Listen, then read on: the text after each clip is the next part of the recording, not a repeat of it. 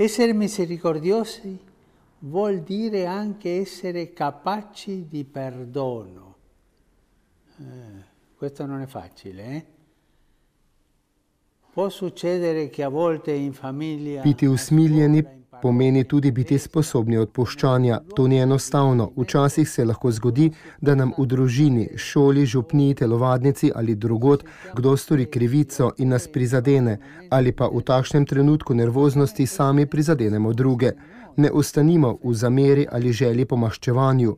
To ne služi ničemur. Je črv, ki nam grize dušo in nam ne dopušča biti srečni. Odpustimo in pozabimo na prejeto žalitev.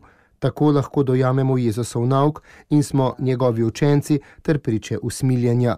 Tako je dejal papež Frančišek v videosporočilu mladostnikom, ki so se 23. aprila zvečer zbrali na rimskem olimpijskem stadionu, da bi skupaj praznovali in se veselili.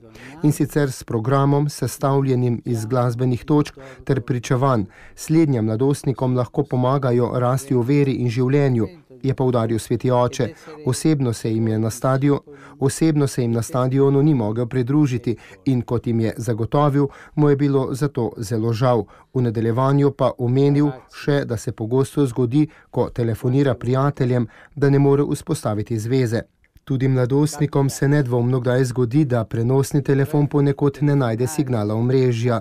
Če v našem življenju ni Jezusa, je to tako, kot da ne bi bilo omrežja. Ne moremo se pogovarjati, zapremo se sami vase.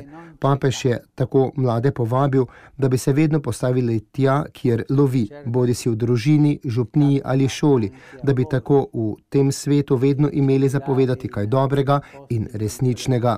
Mladim pa je sveti oče še položil na srce, da bi si dobro zapomnili, katera so dela usmiljenja, saj so leta stil krščanskega življenja. Gre za preprosta dejanja, ki so del vsakodnevnega življenja, ko se Jezusovo obličje prepoznava v obličju mnogih oseb. Tudi mladih, kot ste vi, je dodal papež, tistih, ki so lačni, žejni, ki so begunci ali tujci, ki so bolni ali prosijo za našo pomoč, za naše prijateljstvo.